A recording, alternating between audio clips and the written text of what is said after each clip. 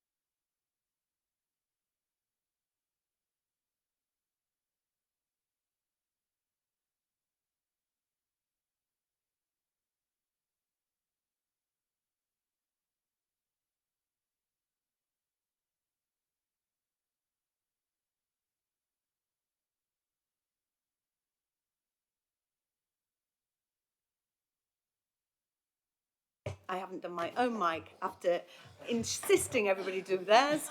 Thank you very much, Ben. So the report also seeks approval for the proposed voting rights for the member and the City of York Council combined authority member as set out in the report, paragraphs 2.7 and 2.10. Can members confirm their agreement to the recommendations in paragraph 10 of the report as updated with verbal proposals at the meeting? All in agreement?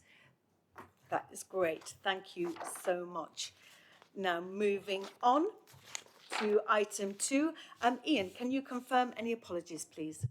Yes, we've had apologies from Councillor Jeffrey and Councillor Holdsworth. Councillor Morley and Councillor Galton are attending as substitutes. We've had apologies from both Councillor Swift and Councillor Scullion.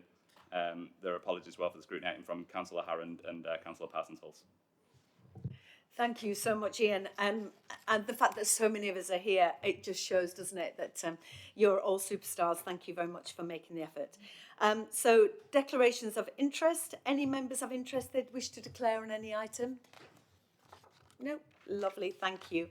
Item 4, exclusion of press and public. Now, officers have identified that Appendix 3 to item agenda 17 and Appendix 1 to item 19 contain exempt information. If we accept officers' recommendation when we get to those respective items, if members wish to discuss the content of either appendix, please do indicate to me. I will put this to the end of the agenda and we will then go and sadly exclude our friends of the earth, members who are here to watch, and ask the press and public to leave. Are we content to agree the recommendation that the information is exempt? Super, thank you. Moving on to item 5. I'm trying to move swiftly as I'm sure lots of people have things to do today as it's by-election special. Thank you. Item 5, the minutes of 17th of March 2022. Any comments or questions? Content to agree it's an accurate record? Thank you. Item 6, the Mayor's announcement. Well, can you believe it's been over a year that I've been your Mayor and that we met as a combined authority?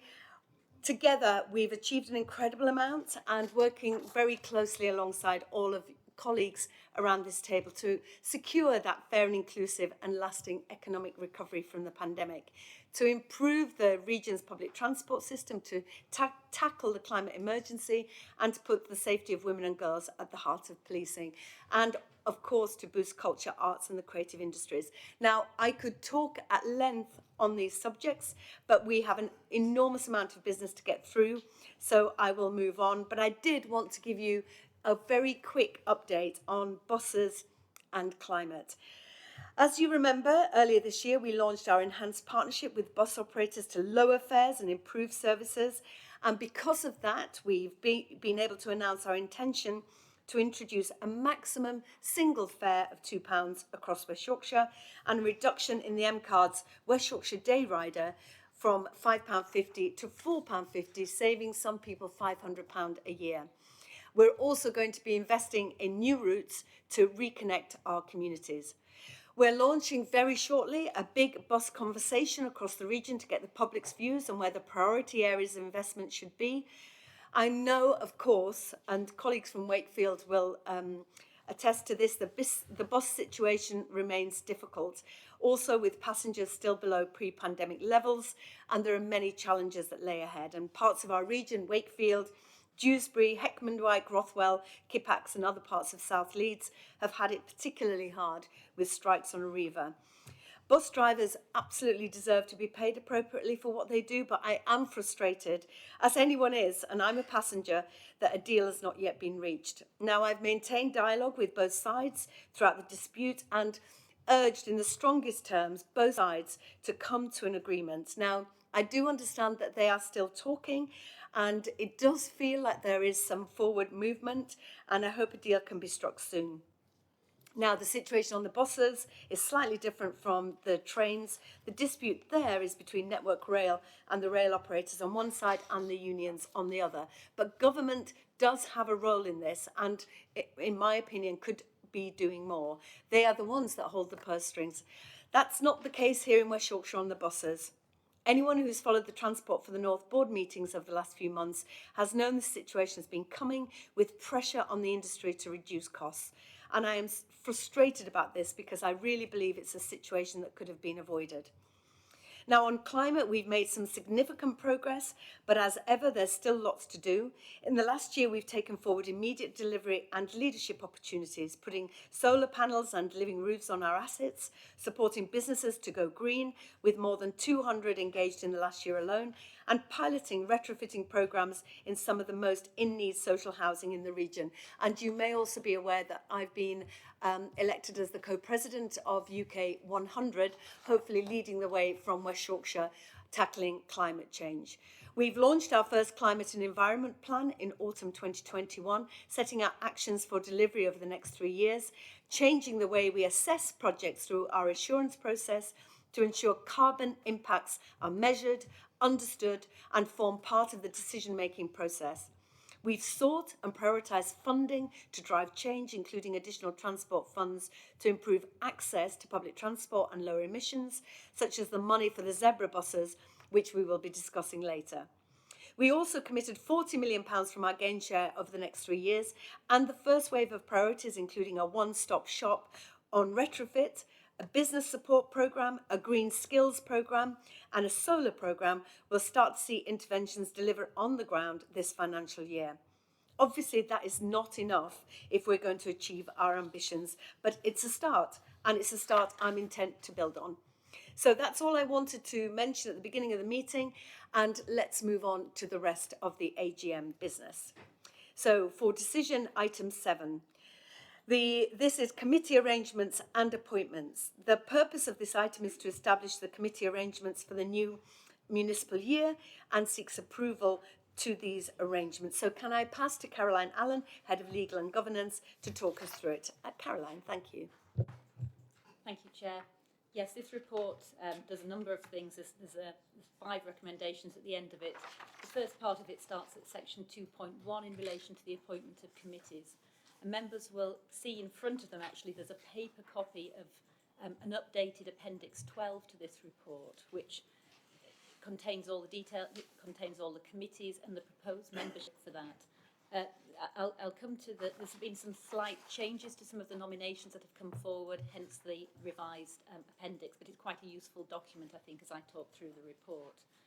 In terms of appointment of committees, the statutory committees that we must appoint each year, which is the Audit Committee and Overview and Scrutiny, and the proposed terms of reference for governance and audit are attached as Appendix 1. In terms of the scrutiny committees, members are aware we have 3 committees, and at the request of the chairs of those committees, there is a proposal here that the remit of 2 of those is slightly amended, and that is to rebalance the work between those. And the proposal in this report is that place, regeneration and housing moves from the Economy Scrutiny Committee into the Transport Committee, and that becomes the Transport and Infrastructure Committee. So that is a proposal here in terms of a change of the terms of reference of those. The committees themselves would keep that under review during the year in the hope that it achieves the aim, which is that work rebalance, and it would be revisited if that's not the case. So that is an amendment proposed there. At 2.3, it then lists the decision-making committees that are proposed for the next municipal year and identifies at 2.4 a couple of minor changes. So a change to the name of the Culture Committee to Culture, Heritage and Sport, and the Transport Committee, of course, with the new terms of reference following the decision of the CA in March earlier this year. The other terms of reference, other than making minor changes reflecting those amends, are as previously set out for our last municipal year. In terms of appointments to committees, as I say, Appendix 12, the paper copy is the updated one. The changes to the nominations that appear in the published pack are as follows: that the Bradford nominee to the Transport and Infrastructure Overview and Scrutiny Committee is Councillor Caroline Firth to replace Councillor Ruth Wood. The Bradford nominee to Transport Committee is Councillor Sinead Engel to replace Councillor Suhail Chowdhury. The York nominee to the Corporate Overview and Scrutiny Committee is Councillor Rachel Melly. The Let Board member on the Transport Committee, it's the stepping down of Simon Pringle as a member, and an alternative will be advised shortly for that. And in terms of those appointments, I'm just seeking, when we come to the recommendations at the end, authority, as we've done in previous years, for me to make those changes to membership mid-year should we get changes in nominations from councils. And that just ensures the flow of our thematic committees, that we can do that quickly. It's something that's worked very well this year.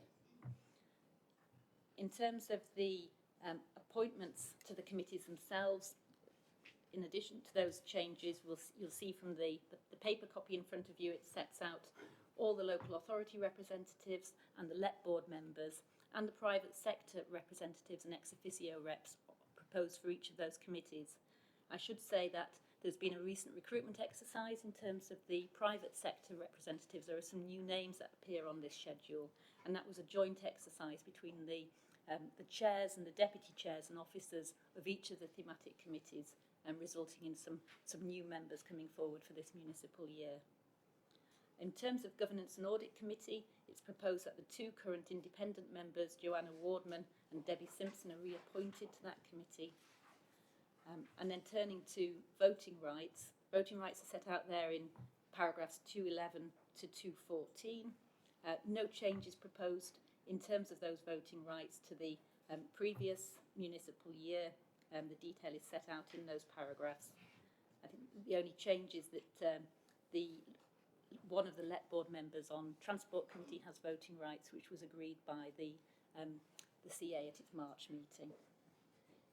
The chairing and deputy chairing arrangements are set out in Appendix 12 in the first column there, maintaining the current position of having a leader portfolio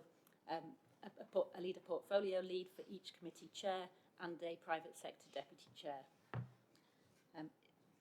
Continuing on, it's proposed that each decision-making committee continues to designate an inclusivity lead, and that the quorum for each of the committees remains unchanged from that at present. In terms of, finally, at paragraph 2.18, the proposal is that our requirement is to have independent persons available to act in relation to complaints, and the proposal is that Ian Brown and Carolyn Lord, who currently carry out this role, continue to do so for this next municipal year.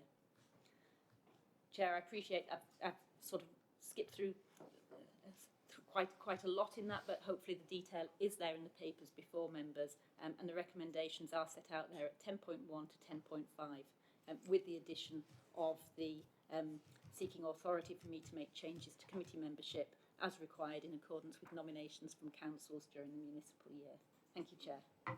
Thank you, Caroline. If I could thank everybody that did their recruitment drive recently. It's very time consuming, but we're ambitious about diversity and breadth of experience on our committees. So thank you to everybody that was involved in recruitment for our committees. And Mark, would you like to come in? Thank you, Chair. Just very briefly, just wanted to comment on that recent recruitment round and the new private sector members. We had 50 applications, which I think is really testament to the desire of private sectors to want to be part of this and to give their time freely. We appointed 24 new people, all very strong candidates, and I think they're going to add a lot.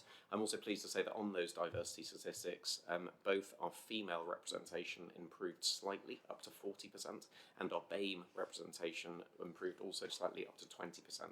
I also wanted to echo all of the committee chairs, deputy chairs, and also officers' time in those 8 half-day recruitment rounds to enable that to be possible. So thank you. Thank you, Mark, and really great numbers going in the right direction. Thank you. We're happy to approve. Thank you. Caroline, are you moving on to the next item?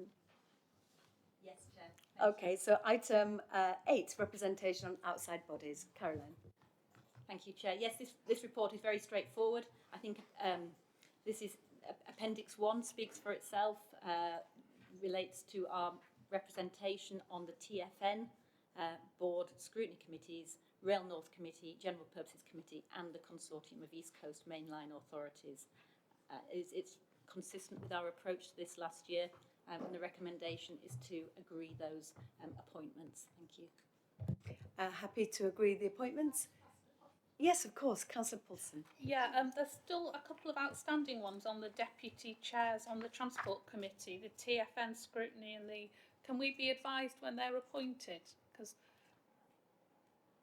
is there an update since this was published? Councillor, the deputy chairs were appointed as part of the last item, and are Councillor Carlisle and Councillor Korshik. Thank you. We're still obviously talking about workload between the two, because obviously it's a new chairing role. So once we've sort of delineated each, we'll let you know. Absolutely.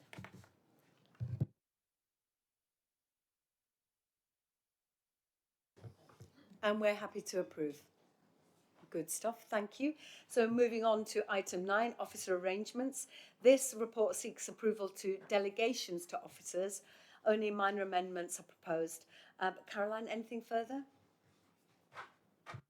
Chair, the appendix to that has the track changes showing those amendments. They are, as you say, very minor, reflecting slight change in functions between the Director of Corporate Services and myself, and the fact that the ESIF delegations no longer apply. Thank you. And we're happy to approve the officer delegation. Councillor Robinson. Thanks, Chair. Just to understand as well that staffing resource is following some of that shift, so that it's not just the responsibilities that shift to a senior officer, but they're adequately resourced to be able to deliver that under these changes as well. Caroline. Yes, that's correct. We've ensured that the resource is there. It's around the insurance arrangements. Yes, confirm that. Thank you. And happy to approve? Super, thank you. Moving on. Item 10, constitutional arrangements. For transparency, the meeting's asked to confirm the Combined Authorities' constitutional arrangements for the new municipal year, which aren't considered anywhere else in the agenda. So, Caroline, again, would you mind talking us through the changes? Thank you.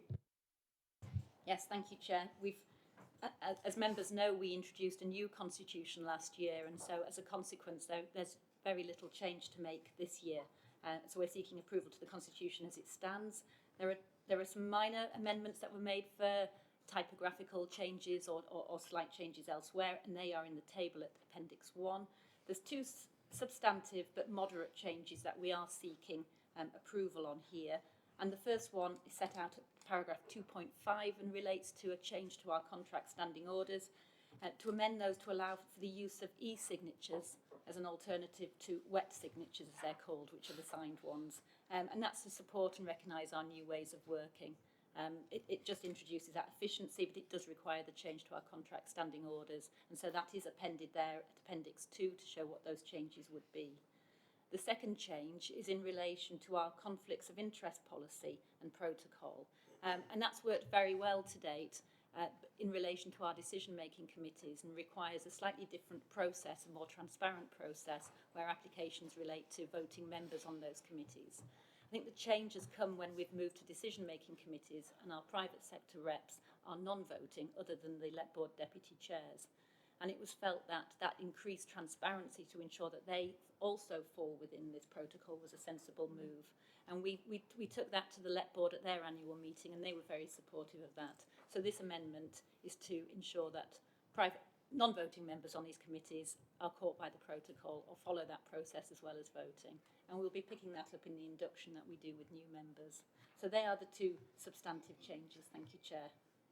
All very sensible and practical. We're happy to approve. Lovely, thank you so much. Okie dokie. Item 11, Corporate Governance Code and Framework. This item presents the Code of Corporate Governance, which sets out the governance framework in place during last year.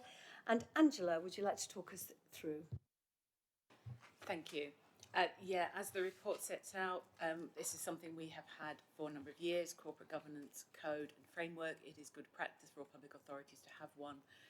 It goes through the 7 principles as set out by SIPFA and Solace.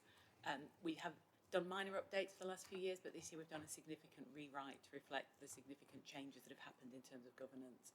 So it's set out in the appendix. It has been shared with the Finance Resources Corporate Committee on its way here. And then the second part of it, in effect, that's the framework we are setting out by which we're judging our good governance. The judgment on that, it comes in the form of the annual governance statement, which forms part of the annual accounts. So that will be part of the pack going to our Governance and Audit Committee in July. And so they will then be able to, that set out includes a statement that says how well we believe we've delivered against those principles. So that sort of completes the 2 parts. So today you have the framework for approval, and Governance and Audit will pick up the commentary on how well we have achieved those principles in the year just ended. Thank you. Thank you, Angela. Any comments? Happy to approve the updated Code of Corporate Governance and note the update in relation to the annual governance statement.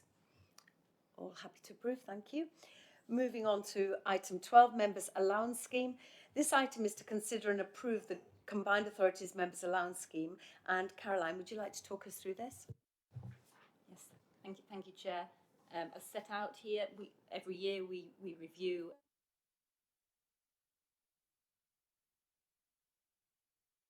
this time. There is a slight amendment, and this falls from the report that came to the Combined Authority at its March meeting in relation to the review that the Independent Remuneration Panel did of Transport Committee member allowances.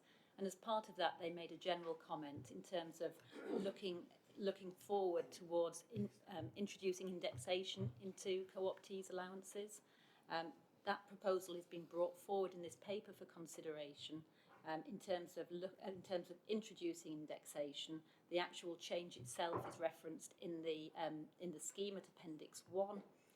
In terms of doing that, as you'll see there, the proposal here is that at paragraph 4 of that scheme, that co-optees allowances are increased yearly on the 1st of October, with effect from 1st of October 2023, which obviously is next year. Index linked to the NJC for local government employees. As set out at paragraph 4. So that is a proposed amendment to the scheme in line with the recommendation of the IRP for members' consideration. There's also a further slight amendment added for clarification, which is in relation to the timing of the annual increase in relation to the mayor's allowance, and it's proposing it's on the anniversary of the appointment. So with those proposed amendments, that's the report. Thank you, Chair. Thank you. Are we happy to adopt the Members' Allowance Scheme as set out in Appendix 1, which includes the proposal to apply indexation to co-optees allowances? So, Councillor Robinson. Thanks, Chair. Could officers say what the total increase to the budget that would be for 22-23 on that basis? Caroline? Or Angela? Angela? Can I share that figure with you afterwards? It's a fairly small figure, the members' allowances. I'm just trying to do some mental arithmetic. I think it's probably safer if I do a quick note after the meeting for you and just confirm that. Thank you very much, Angela. We're happy to adopt, bearing that in mind. Lovely. Thank you very much. Brilliant. So moving on to the Scrutiny Annual Report 2021-2022. This summarises the work of the 3 overview and scrutiny committees over the past municipal year. I'd like to give my thanks to those members of the scrutiny committee holding me to account, the checks and balances. We couldn't do our job without you. And I was really proud to be able to say to the Levelling Up Bill committee that we have scrutiny procedures that are ahead of other MCAs and that were recommended by government in their bill. So I'm really proud that we are yet again the innovators and ahead of the game. So who is taking this item, may I ask? Is it Angela? Thank you. Angela. Thank you. I think, to be fair, you've said most of it already. This is a report for noting. It is summarising the work of the now 3 scrutiny committees in the last year. They have done a report and published it, setting out why scrutiny is an important thing, what they have done during the year in terms of scrutiny. And this year's report is bigger than previous years. Now we have the 3 committees. So it's there for information. It will be available on the website for public to see as well, to understand what goes on in terms of scrutiny at this combined authority. Thank you very much, Angela. We're happy to note the reports. Good stuff, thank you. Moving on to item 14, calendar of meetings. Final item of the AGM. It presents the calendar meetings for the municipal year. Can we approve the calendar of meetings that were in the appendix? Good stuff. So this brings the annual meeting business to a conclusion, and we will move on to the main agenda items for discussion. So, part 2, item 15, capital spending and project approvals. Now, this report provides details of schemes recommended to the CA for progression through the assurance process. And could I invite Melanie, please, Director of Delivery, to outline the 4 schemes for consideration. Melanie. Thank you, Mayor. The first scheme is the West Yorkshire Zero Emission Bus Programme, the ZEB programme for short. So the intention here is that the whole programme would introduce between 179 and 245 zero emission electric buses. So at present, we've got approximately 2% of the fleet at zero emission. This would take that figure up to 19% of the fleet across West Yorkshire. And there are 3 different elements here. So if you look at paragraph 510, it basically sets out the 3 different elements and the funding sources that will be contributing to each of those elements or phases of the programme. So the first phase is to introduce 111 zero emission buses and the associated infrastructure. By this we mean things like bus fleet charging and charge points. And this is for routes in Bradford, Leeds and Wakefield, and it's through the government's funded ZEBRA programme. So that will be an element of the scheme. The second phase is to look at introducing zero emission buses and again associated infrastructure in Calderdale and Kirklees, and this is funded through the gain share element of the TCF programme. It's coming out of the carbon reduction pot that was identified within that TCF programme. And then phase 3 introduces between 60 and 126 zero emission buses and the associated infrastructure using City Region Sustainable Transport Settlement funding, which is CRSTS funding. And each of those different elements of the programme will come through separately for further consideration at a full business case stage. So at the moment, this is setting out a strategic outline case for the whole programme, and we'd like to recommend that this moves to the development of the full business cases, and they will come through in phases. Happy to take any questions if there are any questions on this one. Any questions? Yes, Matthew. Thanks, Chair. Yeah, a couple of I welcome the funding that's in place and the government funding that's come forward to this, and I think moving towards getting more of our buses as zero emission is a good thing. 19%, as I'm sure some people who are in the audience would say, is maybe too low, and they would like us to go quicker, and I would completely concur with that. So I guess the first question is, what are the proposals to go beyond 2025 in terms of moving the rest of the fleet forward? The second question relates to the distribution here. So we've noted that it is Bradford, Leeds and Wakefield. There may be a situation at some stage where certain parts of West Yorkshire don't have buses on the move. In that situation, how can zero emissions buses be moved to make sure that they are constantly in use and we're bringing down emissions across West Yorkshire? It would seem folly to have some buses that are sat in a depot and not being used at one stage or another. Thank you. Thank you, Matthew. Do you want to take that? Yeah, I'll come in, and maybe Dave Pearson wants to add to this one as well. Just in terms of the use across West Yorkshire, we do stipulate that they have to be used in West Yorkshire for at least 5 years and on the routes that were proposed. And that's part of the stipulation of the government funding as well. So the intention is that the bus operators that will then purchase these vehicles would then be able to use that across the routes identified, but if they're not then running, presumably some of the other routes, and we can certainly look at that further. Sorry, I forgot, I've not recalled the first part of the question. The first part of the question was about the proposals beyond 2025, so we've got 19%, how do we extend the fleet further?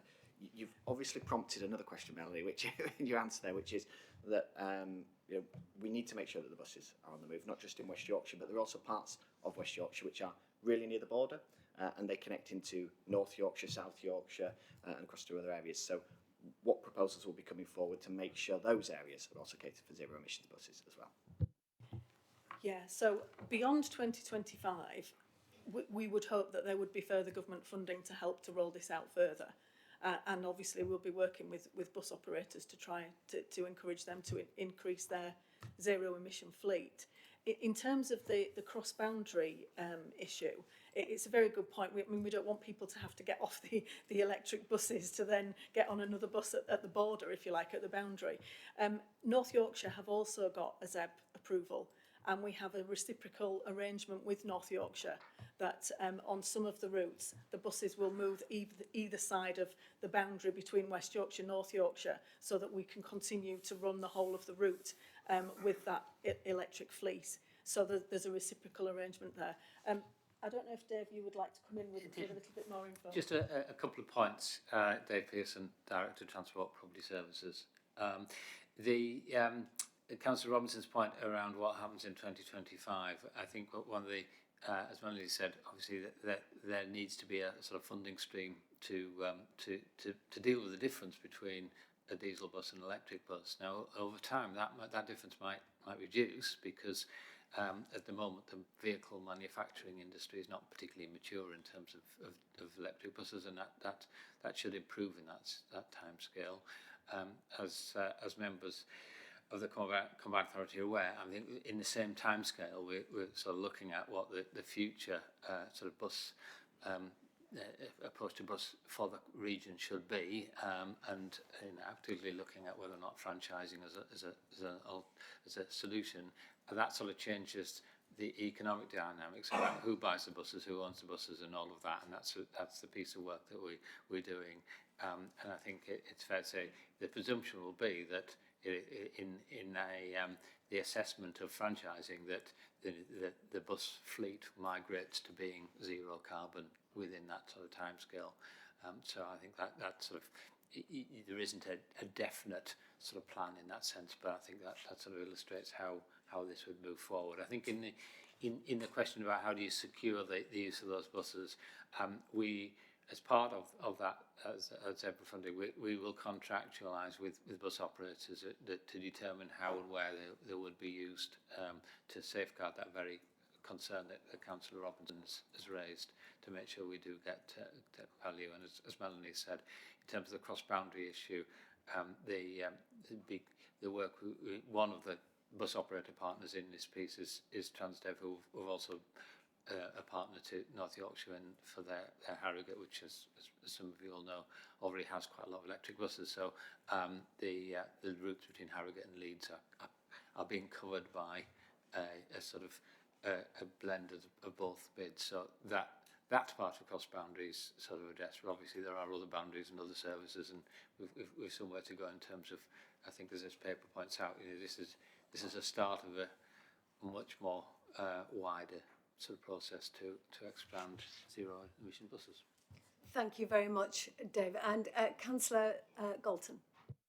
Yes, thanks, Chair. Sorry, your explanation actually makes me more confused, David. It should be quite a simple issue, shouldn't it? There's 80 million quid, it's going into public transport investment, and it's going to increase our environmental conditions as a community. However, it's £80 million worth of investment that's going to private companies. And I was a little bit confused in terms of who owns what. Are we subsidising the purchase, and so therefore it's a joint purchase, or are we just effectively giving them the money like a grant?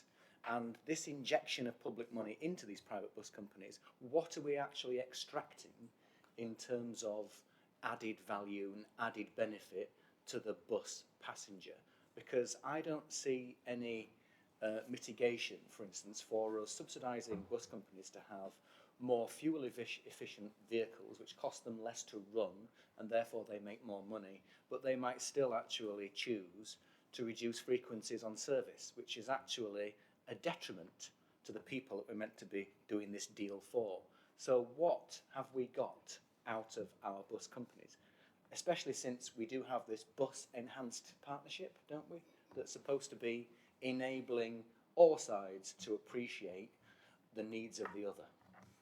Thank you, and you made a very powerful argument for franchising. So, Dave, do you want to just add to how it works out? Just to clarify Councillor Galton's question, in the sense of essentially the government's model for zero emission bus funding is to make up the difference between the cost of a regular diesel bus and an electric bus. That's what this money doesn't buy the whole bus, it buys the difference between that price. So essentially what the Zebra scheme does do is have bus operators buying buses with a grant attached and conditions attached to that grant in terms of the use of that bus, etc., etc.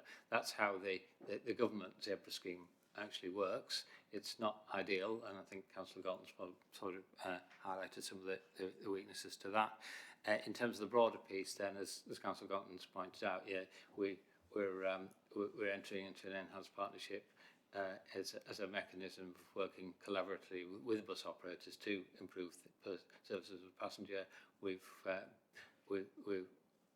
provisionally been successful in a bid to government for bus service improvement plan funding, which is to do that, and we will deploy that money in a way that is particularly focused on the passenger and the outcomes there.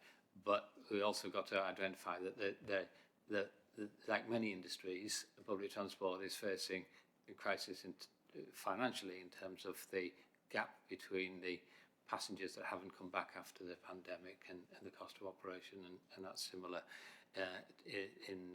on the rail and similar in other industries as well. So this is not a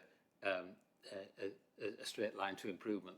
There's some bumps along the way, but hopefully that explains and puts it in context. So the short answer is no, we didn't extract any extra value.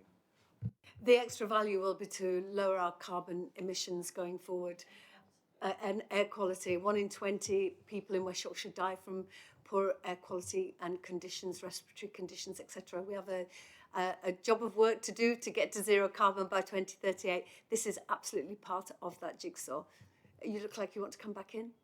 Well, Mayor, you could argue that having a West Yorkshire-wide bus strike aids our environmental situation because there's less diesel buses chugging out fumes, but it also means that the population of West Yorkshire are left at home and are less economically active, and students are actually stranded and find it difficult to get to their exams. So you can polish something and make it look better than it is, but actually underneath we need to be doing a better job in getting a better deal from those bus operators, given the fact that we're giving them millions in subsidies. And even if the government sets the rules, there's nothing stopping us actually showing some initiative and adding some of our own, especially if we're meant to have this enhanced relationship with them, which, if it doesn't deliver anything, what's the point of doing it? Councillor Pandor. Yeah, thanks, Mayor. It's a comment more than a question. I think one thing that's coming out here very clearly is the lack of national strategy around not just the bus service infrastructure, but also in terms of addressing the climate emergency. One of the things that I grapple with in my authority is electric vehicles, and it's only since I started to talk to normal people on the street that you realise that actually the charging points are, there is no coherent policy regarding one manufacturer to another manufacturer. Also in terms of the buses, and I think the officers mentioned that this is just gap funding. But I think the bottom line is, right, is for years we've been actually starved of resources. There's a massive gap between what London, the funding down south gets compared to the north. And I think that's an argument we need to have, because I think we're just arguing around the fringes, although I appreciate that we are fully committed behind this agenda. You know, it's a political choice, you know, and we need to make sure, right, yeah, that, you know, we actually do our best and try and work with the government. But at the same time, if the money's not coming through, then, you know, we will keep on having these arguments, and rather than sort of like, you know, try and make it into a political point, I think we need to club together and actually go down to Whitehall and say, this is not good enough. And it doesn't matter which government it is, it could be a different colour government. Consecutive governments have failed in delivering an equitable transport policy with funding that goes with it. Thanks, Mayor. Thank you, Councillor Pandor. And if I could just add, it is incredibly frustrating that we are in a beauty contest and a bidding war for EV charging points across the country. It really chimes to your point about having that national strategy. Did you want to... Oh, pardon me, Councillor Hinchcliffe. Yeah, I mean, I just think we have to be really honest about the situation that government are about to remove the bus service recovery grant in October, which is going to be very detrimental to bus services across the country. I'm not sure the public are fully aware of that yet, which is very concerning. Operators are not yet at the patronage levels they were pre-pandemic, and that has an impact. The Mayor, with the funding she secured, is delivering every penny of value to the bus service users of West Yorkshire. But it does need a partnership with the government who also believes in buses and wants to invest alongside us. And it's all of us working together, operators, local government, national government, that are going to make it better for bus users. The Zebra and bids are a national bid. We have to do what the government, as you say, demands in terms of reference of those bids, and we're pleased to have got some. But when you got to EV charging points, there's a pot of £10 million nationally for EV charging point pilots. That's where we're at as a nation. And we should be now on massive rollout, just going to Councillor Pandor's point, massive rollout of EV charging points across the nation, and we're not there yet. And this all needs accelerating to get to, you know, a better transport system in West Yorkshire, so we have the economic recovery that people deserve here. And we're doing our best. We need government to invest alongside us and not play politics with it. Thank you, Councillor Hinchcliffe. Councillor Waller. Thank you. Just picking up on that point of the contrast with the Norwegian government and the sovereign fund use of a national network of electric charging points for a country where the geography and topography is more challenging, has converted more people to own electric vehicles than the UK. Thank you. Councillor Paulson. Yeah, just on something slightly different that's just earlier on this report, not on the buses specifically. The carbon impact assessment is mentioned in 3.3. This does keep coming up, and we do keep asking as a combined authority for some workshops, training, information on this toolkit. And it's mentioned again in this report, but we've had nothing yet back on it. So please, as a matter of urgency, can we have some information on this and how it will work to actually look at projects and reduce the carbon impact? Thank you. It is very challenging work, but I wonder, Alan, if you had anything that you could comment on just to reassure Councillor Paulson that the work is being done. Yeah, happy to. Thank you, Mayor. Thank you, Councillor Paulson. So a couple of things. Firstly, I'll come to say a little bit more about this when we get to the item on the West Yorkshire investment strategy later on, which has had some significant enhancements with regard to carbon.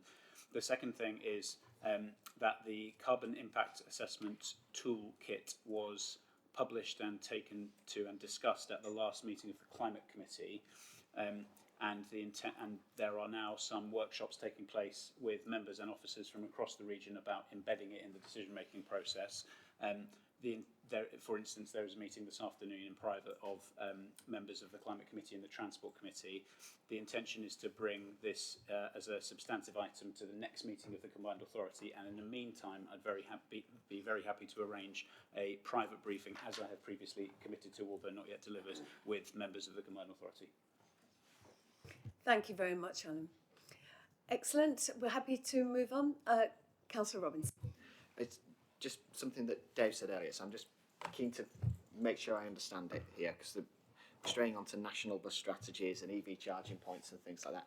In terms of this item then, Dave, can you confirm that the buses have to either be on the move or they will be moved?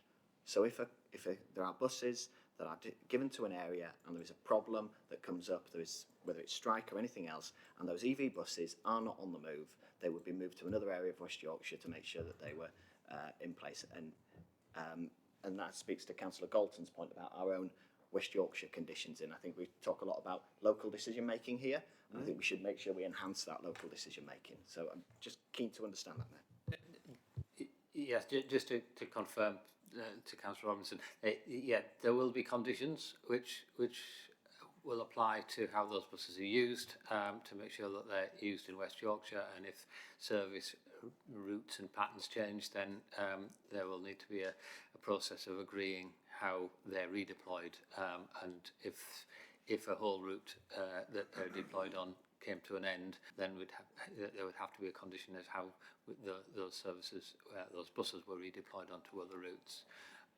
Whether or not that extends on a day-to-day basis is probably a little bit impractical in terms of dealing with things like strikes, but what it would do is make sure that the West Yorkshire area was getting the benefit of that, and that they were being used in a most sort of sensible way to address the air quality issues and zero carbon issues that we're trying to do. Thank you so much, Dave. And if we're happy to move on from this item to Kirklees Year of Music, Melanie. Yes, thank you, Mayor. So this is the second of our 4 projects to consider today. So this is Kirklees Year of Music 2023, and it's a year-long programme of musical events alongside a 3-year programme of community projects. So Kirklees has got a rich and diverse musical history. There are some examples set out here, but choirs, brass bands, orchestras, and then experimental music, electronic, folk jazz, bagpipes and bhangra. So a very diverse range of music. So the idea is that we'll have the widest participation possible for this event next year at the programme of activities. And it will also introduce music that's been produced in the region to a wider audience and raise the profile of artists and their music. There's various activities that are aimed at young people and getting young people involved in this. In total, the aim is to engage an estimated 400,000 event attendees across all of the events, and there'll be over 40,000 that will be engaged online as well. So in terms of the proportion of funding that's requested, this provides good value for money. So we've got a business justification here at decision point 2, and the recommendation is that work commences on the delivery of this programme. The total value of this is just under 5.5 million, and the request here is for the Combined Authority to fund 850,000 towards this programme of activities. And it's basically been suggested that the growth deal funding for investment priority 6, which is the culture and creative industries priority, would support this from a Combined Authority point of view. So happy to take any questions if there are any questions. Thank you so much. It's an opportunity for us to have that skills pipeline as well, rolling through the years of culture as we get to Bradford 2025. So it looks like an exciting project. Any comments? Happy to approve. Lovely. And moving on to the next one, Melanie. Yeah, thank you, Mayor. So the next one is the A641 Bradford to Huddersfield. And this is a scheme that is being promoted by Calderdale Council, but there's obviously some cross-boundary working in terms of Kirklees and Bradford as well.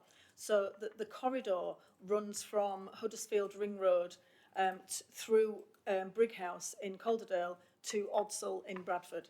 and it's an 8-mile stretch where the scheme is focused on improving facilities for buses, walking and cycling by introducing protected cycle lanes, new and improved pedestrian crossings on this very busy route, widened footways, new greenway routes for walking and cycling, new bus lanes, new bus gates, and it will improve travel times for bus users.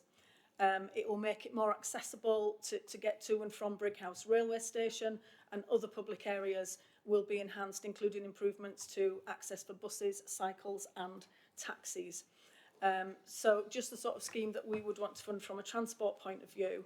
It is funded through the West Yorkshire Plus Transport Fund, and the scheme at the moment is showing a lower BCR than we would like, but that we've discussed this previously. It's because the main beneficiary of this scheme is not the motorist, and therefore the BCR will be lower, because the main beneficiaries here are bus users, walkers and cyclists. So it does mean that when we use the web tag appraisal, it means that the BCR will come out low. So at the moment, this is an outline business case. The recommendation is that we approve this and work commences on the full business case. The total scheme cost at the moment is estimated to be 109 million. 75.54 million is from the Combined Authority through the Transport Fund, and the funding recommended at this stage to get to the next approval stage is just over 8 million. So it's 8,072,441. And that's the recommendation, that we release that funding at this point. Thank you. Any comments? Susan. Just to make the point that if WebTag, which is national government, isn't it, WebTag? If WebTag are prioritising motorists over buses, then regardless of what we do West Yorkshire-wide and our carbon impact assessments, you know, the national policy needs to be looked at, doesn't it, really, then? So it just shows everybody needs to work together to get to the aim that we want. Excellent comment. Mark. Thank you, Chair. There's obviously many benefits of this scheme. In the tackling the climate emergency implications, there's obviously a carbon increase, and there's a point that says the promoter will work to reduce this as far as possible. Can you just perhaps give a bit more information into specifically how that will happen and when we might get sight of that, and practically what that would mean? Yeah, thank you.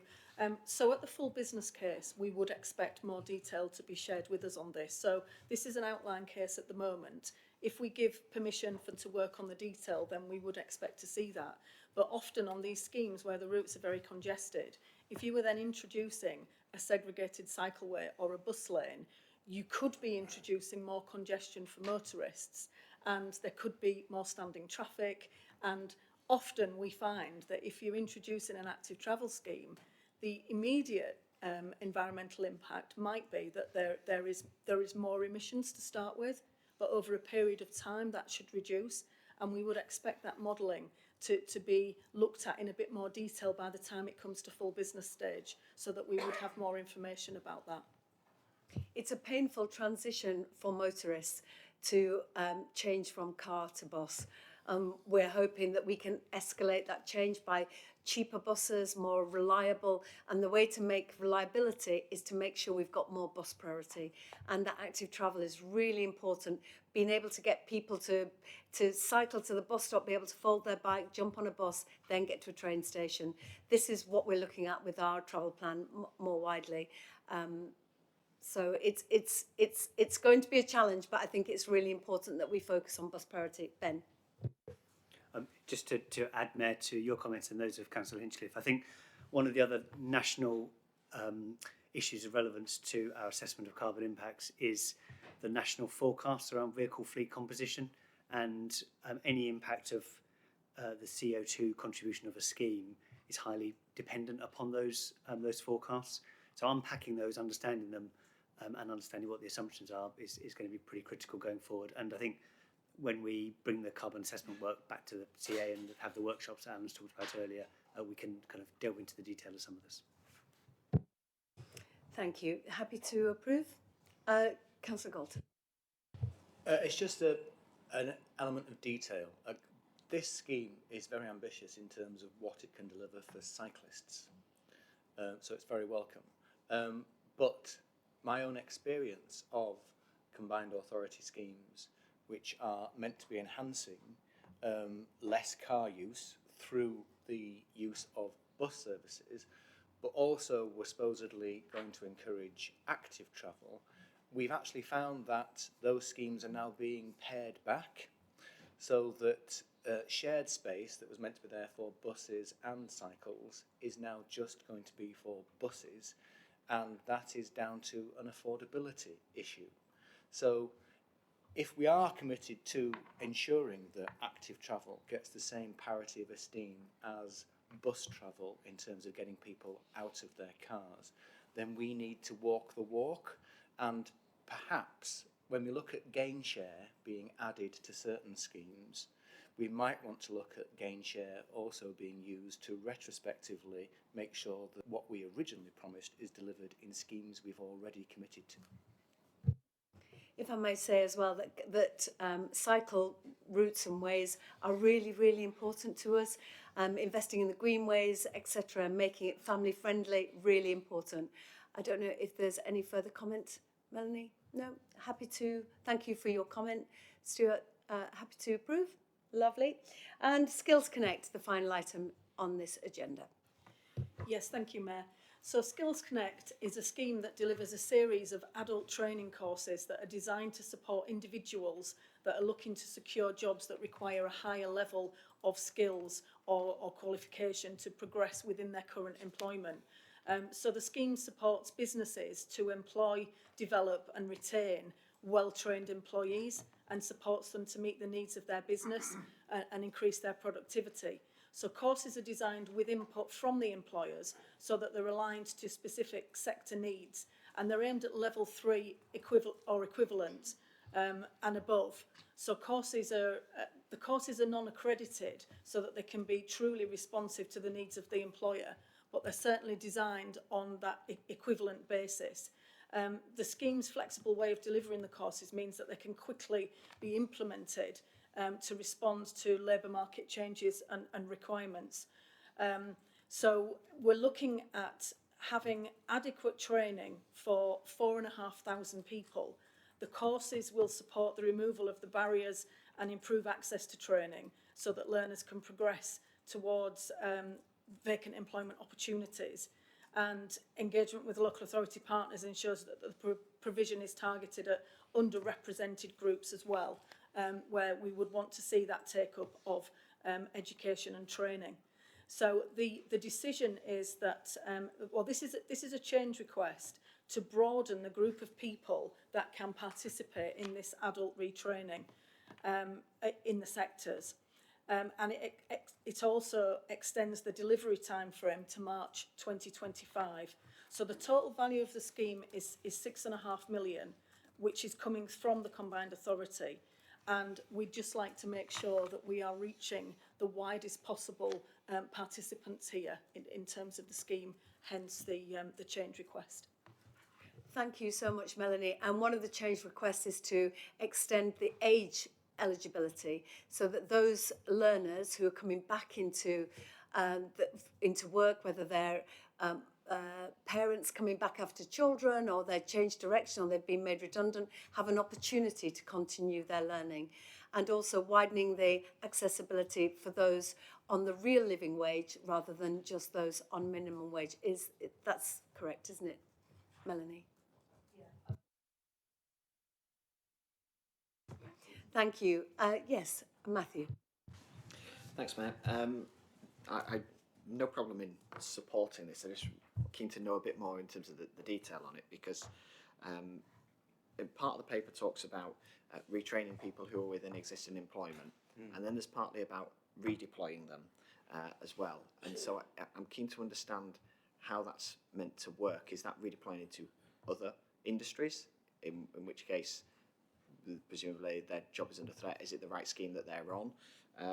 The second is around contributions from the employers as well, because if people are being trained and retrained, it would be useful if the employers are making a commitment to that as well. I think if they make some form of commitment at all, it shows that they're interested in making sure that their employees are successful, that their business is going to be one that thrives, but they're also invested in the development of that individual too, which I think is really important when we look at training, particularly at Jobs for the Future, and the long list that's given there, making sure that these are sustainable careers as well. So just keep some clarity on that.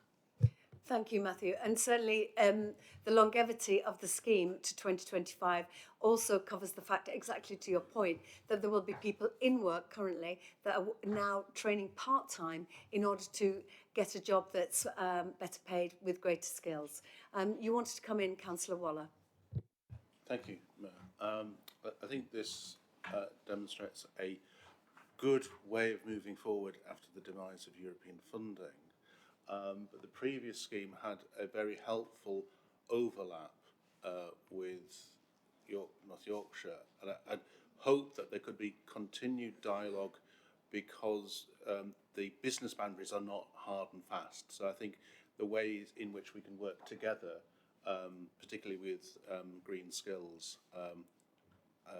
would be helpful to ensure that everyone benefits. If I could pass to Brian to answer maybe a couple of those questions.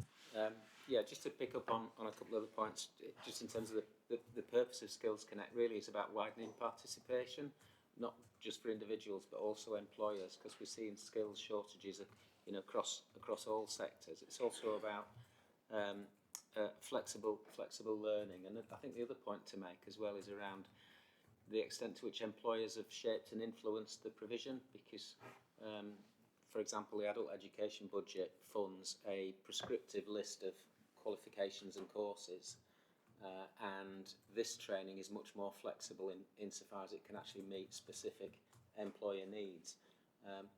With regard to your question about employer contributions, I don't know if Michelle could come in on that point.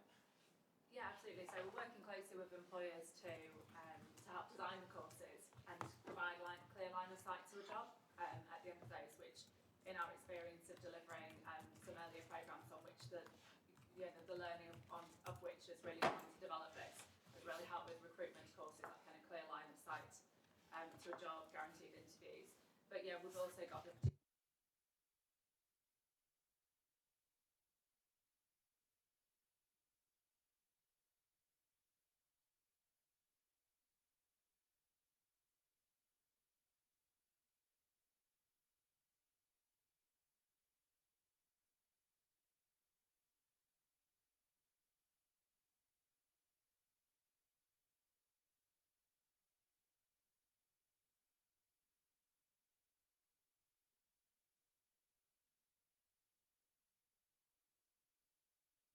I think just to add to the point, if I may, Mayor, about the employer contributions.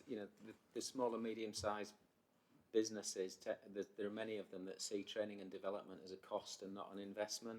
In particular, as we're going into a really difficult period in the economy with inflation, supply chain issues, and such like, the propensity of businesses to spend money on training and development actually is not as strong as it could be, and I think that's where we can intervene and help to create that demand and stimulate that demand. Thank you. Councillor Galton and then Councillor Robinson.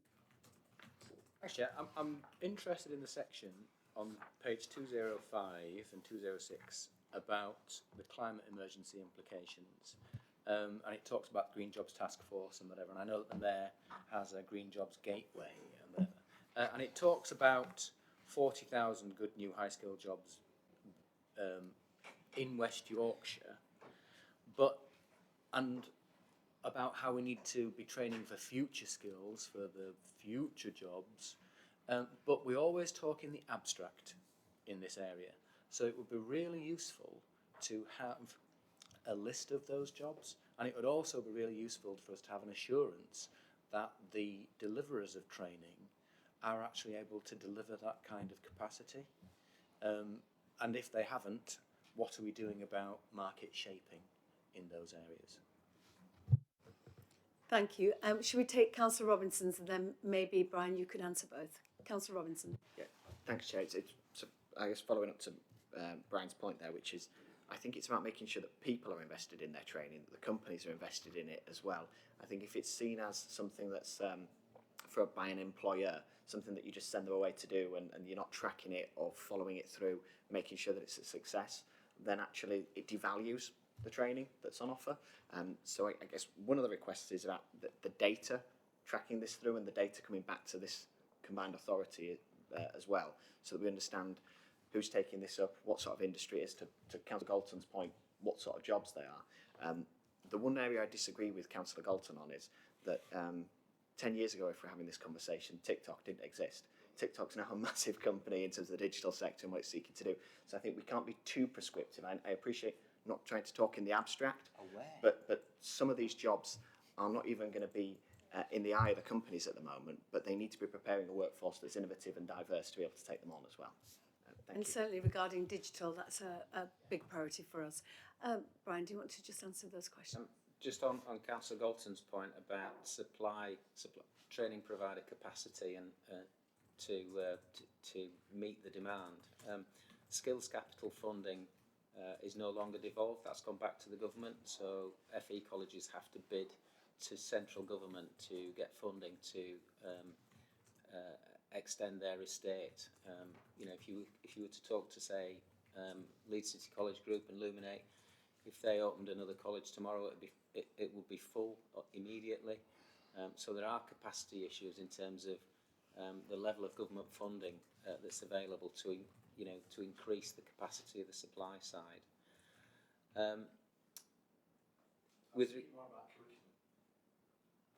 Okay, well, again, as part of the labour market assessment, we look at current and planned skills gaps in the labour market and work closely with the supply side to make sure they've got the capacity and capability to meet the needs. So we need to obviously support our providers to make sure there's sufficient maths teachers, English teachers, people with the green skills to be able to teach some of these courses. And we're actually doing some planning at the moment, Michelle, aren't we, in terms of green skills? And I don't know if you want to comment on that, which is quite specific to green. You wanted specific examples, I think, and we're really excited about some of the courses that we're looking to put through this. Yeah, absolutely. So in terms of some of the technology that's been mentioned around electrical vehicle installation and charging points, that's an area that we're exploring with our training providers to make sure that that infrastructure is in place to support. But also moving forwards, we're looking at a specific course to support HR professionals, well, HR professionals within organisations, to support them to upskill so that they know around, how do they ensure their business is sustainable, what can they introduce to ensure that, they've got the right sustainability policies and practices, and really supporting those HR professionals to embed those policies and that practice within their organisations as well. So for us, it's very much the extension to the delivery period will allow us to design and test some of these courses and then to iterate on them and look at future developments as well moving forward. Thank you, and there is definitely more detailed work from the Skills Committee if you were interested to look at the papers. And going forward, if you are speaking from the gods, please come to the table so we can record it on microphone. Thank you so much. Are we happy to move on and approve? Great stuff. Thank you all so much. So let's move on to item 16, West Yorkshire Investment Strategy Revisions. This report sets out the revisions to the WYIS that have been made through the annual review process. And can I pass to Alan, please, to talk us through? Thank you very much, Mayor, and hopefully the Combined Authority will allow me just a couple of minutes to summarise the proposals here. So the West Yorkshire Investment Strategy was approved for the first time last June. It's a key document that we have to have following our devolution deal, and it enables us to set out how we shape our investments going forward. It sets out the outcomes that we're trying to achieve and some of the rules governing how decisions are made about what we invest in. And importantly, it provides guidance to the people who are developing the investment, the programmes and projects for us to invest in. It shapes anything that is funded from funding within the single investment fund, which is the fund that we've created containing all of the funding from the devolution deal, and then decisions about how that funding is allocated are brought forward to the Combined Authority and its committees. Last year, we made a commitment to undertake an annual review to take into account changing circumstances and shifts in policy. and take into account new investment opportunities and how best to invest resources so that we can maximise our potential.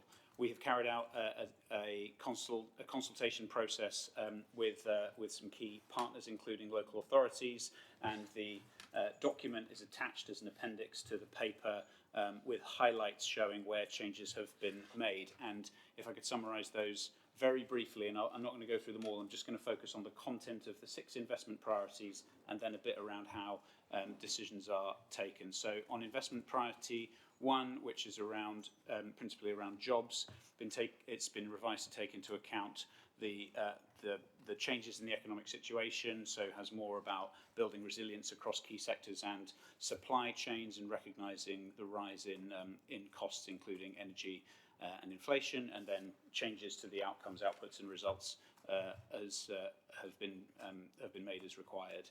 Then on investment priority 2, which is about skills, so some changes which have just been talked about in the last item. So changes to reflect the new digital skills plan and green jobs task force.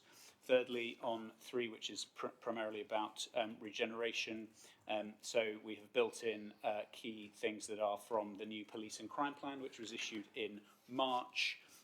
So there's more in there about investing in safe places, and this is an advantage of bringing together the Police and Crime Commissioner functions with the other mayoral and combined authority functions. 4, on climate, has been comprehensively updated to take into account the new content of the Climate and Environment Plan and the relationship with the climate emergency. 5 has been updated in terms of its title to delivering sustainable, inclusive and affordable transport, so it reflects more the ambitions and objectives of our future transport network. And then finally, culture and creative industries has been expanded to include sports and physical activities, and also reflects the planned years of culture and the Mayor's Creative New Deal. 2 final points to draw attention to in terms of cross-cutting themes and the assurance framework, and the questions have been asked about this already. So this is about tackling the climate emergency and tackling inequalities. Both of these aspects have been strengthened, so every programme that's coming forward has to demonstrate more clearly how it contributes both to tackling inequality and to tackling the climate emergency. So with regard to tackling the climate emergency, it has been revised to provide greater focus on the net zero carbon by 2038 target and the contribution of schemes towards it, and in particular the assessment tool that promoters have to use has been revised to demonstrate how their proposals are compatible with the carbon emission reduction pathways work, which sets out how we will get to 2038. And it requires that the new carbon impact assessment tool is used in assessing the carbon impact of proposals. And then the final point on tackling inequalities, this has been strengthened so that projects have to demonstrate more clearly how they are addressing the needs of disadvantaged people and groups with protected characteristics. Pause there. I know it's a long document, hence long introduction. Thank you. Take any questions. And thank you for the work that you and your team have done in really drilling down into what is going to be important going forward. We've money to spend, and how we spend it is going to be the test for us. Any comments? Okie doke, we're happy to move on. That's fantastic. So if we can approve the revisions to the West Yorkshire investment strategy. Great, thank you. Okay, moving on to item 17, the Shared Prosperity Fund. Now, this report summarises the purpose and scope of the UK SPF. It's 2 main parts. It's the core funding and the first of the employment and skills programmes, Multiply, as well as providing an update on the governance arrangements and the creation of the West Yorkshire UK SPF Local Partnership Group. And it also provides an update on the CA's Levelling Up Fund bid, and notes the need to authorise the Managing Director to finalise and submit both the local investment plan for Multiply, part of UK SPF, and the Levelling Up Fund Round 2 bid on behalf of the Combined Authority. So if I may just pass back to Alan, who provides some further detail on the report. And before I do, can I just remind members that as Appendix 3 is exempt, if any member wishes to discuss the content of Appendix 3, please do indicate you would like to discuss it. Okie doke, so we will pass that item to the end of the agenda. and we will request our colleagues or visitors to leave. Send the entire item to the I'll discuss it. At the end, exactly. Thank you. So we're happy to do that.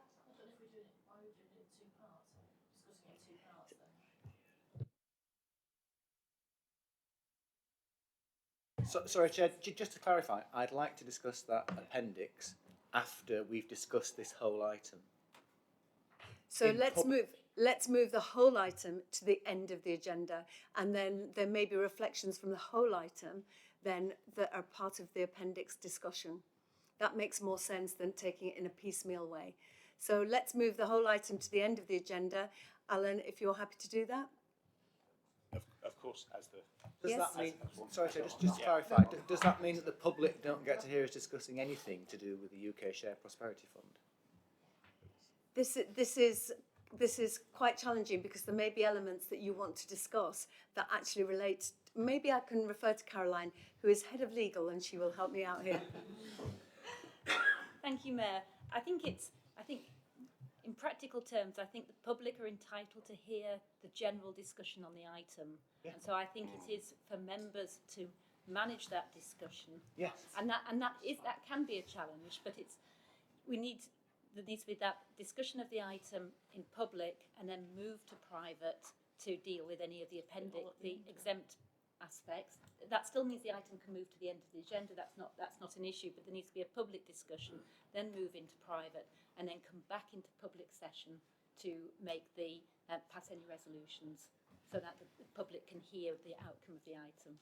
That's incredibly helpful guidance. Thank you, Caroline.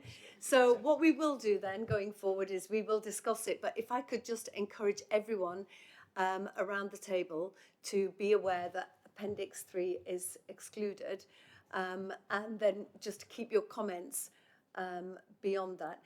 Can I just ask how we then make our conclusions before we've had Appendix 3? So that in practical terms, there will be a preliminary discussion of the item insofar as that discussion can be held without going into drawing in the exempt matters. Then it will go into private session, in which case both aspects can be pulled together, and then go back into public for the decision on that. So members have to manage the comments they want to make. If they can't make a comment on the public aspect of it without drawing in detail from the exempt, then they will need to reserve that until the exempt part of the item. Okay, so I'm going to make a decision that we move the whole item to the end because people are in and out of the discussion, and let's park the whole of the messy bit of this meeting to the end of the meeting. So moving on to the next item on the agenda. Thank you, everyone. And the next item is item 18, the LEP integration. As we've discussed previously, the publication of the Levelling Up White Paper in February provided clarity for LEPs within MCA areas. The LEPs had been integrated into the MCA. Further details were then provided by government in March when the guidance to integrate LEPs into local democratic institutions was received. This paper provides an update on the current position regarding LEP integration and provides the draft integration plan for our consideration ahead of submission to government in July. So if I may pass to Ben, and then I don't know if Mark might have further comments. Ben. Chair, thank you, but I think I'm going to pass straight to Alan, who can refer to the conversation about this paper that's had of the LEP board, and then Mark will indeed want to make some contributions as well. Thank you. Alan. Yeah, cool. Thank you very much. As the Mayor has said, the Levelling Up White Paper published by the government proposes changes to arrangements for LEPs in West Yorkshire and the Leeds City region. We have a strong history of deep partnership working between the public and private sector, and in fact, as members are aware, the Combined Authority has already integrated with the LEP insofar as things like the officer structure and the integration of decision making and committees and so on. So the integration plan builds on that good practice which is in place, and is in fact, we are already close to the model that government is asking other places to get to. So the paper sets out the proposed focus of the LEP board, providing a strong private sector independent voice and with a specific focus around the economy, productivity, inclusive growth and employment and skills. And also key is strengthening links between the Mayoral Combined Authority, the LEP and business representative groups and the business community.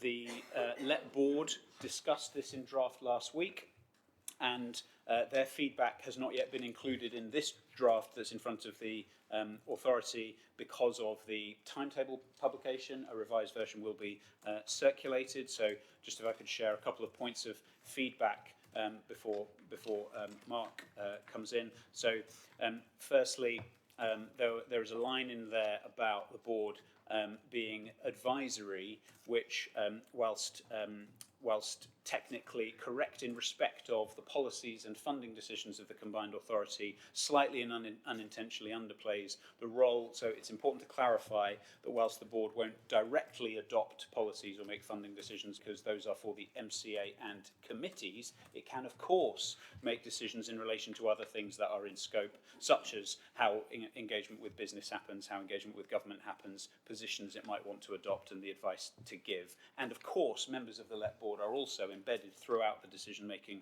committees. So we will clarify that point in the drafting before recirculating it for final comment in advance of final submission. And a further key point to make that was fed back from the board is the need to continue to attract the calibre of candidates that we've previously had, and Mark referred previously to the volume of quality applications that we've recently had to committees. So just wanted to draw the Combined Authority's attention to that feedback from the LEP before Mark says something.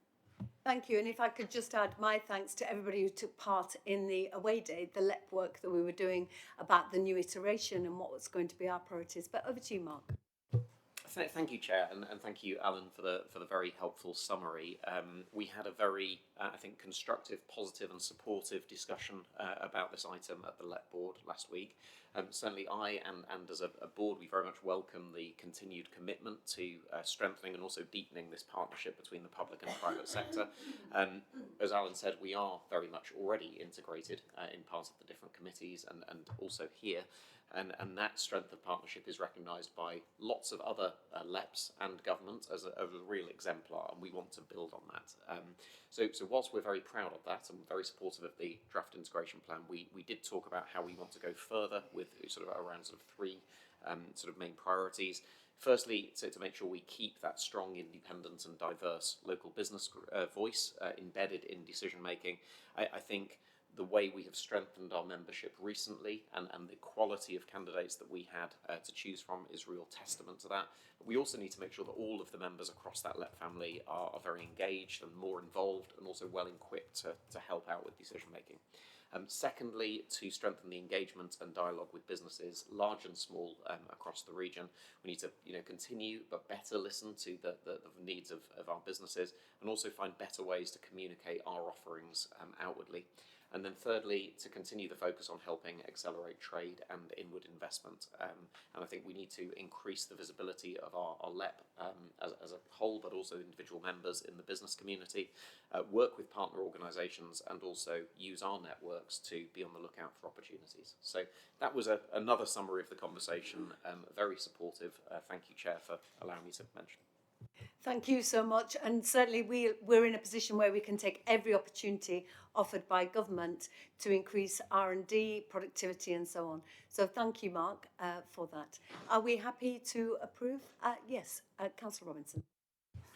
Thanks, Chair. I think it befits us to firstly welcome Mark as well as to your comments earlier and thanking Sir Roger for everything that he did. I was really pleased to hear Mark say about the LEP board being strong and independent and making sure it's representative across West Yorkshire. And I think the point that he made, that final point about inward investment, is incredibly important. Bearing in mind that we have just skipped a paper on shared prosperity funding, which I know we will come back to, but there is only so far that government funding will get us in terms of levelling up. It is actually that inward investment that comes from the private sector that is going to make sure we bridge some of those gaps, and I think that that's incredibly important in what we do. There were statistics out this week that showed, I think it was something like 11 billion invested into London when it's 820 some million invested into Yorkshire and Humber. These are serious discrepancies in stats if we're serious about levelling up and what that means for the north. So I welcome what's in the paper and look forward to the Combined Authority engaging with them. Once we have clarity on who that person will be, that will be taking over longer term, what those arrangements will be, it would be useful to know in advance of it going into the press. Perhaps it could be shared privately with members of the Combined Authority so that we're aware of that, and that members can have regular briefings and conversations with the LEP board as well. The bit that I'd add that's the precursor, sorry Mark, you might not like this bit, is the bit where I say the LEP board is a voice for the private sector and for business. It is not the voice for the private sector and business in this region, so we need to be mindful of that. We're continually renewing and continually seeking other voices to add to the debate as well. Thank you, Matt. Thank you, and those points are noted. Thank you. Okay, happy to move on beyond the integration to item 14. I'm so sorry, item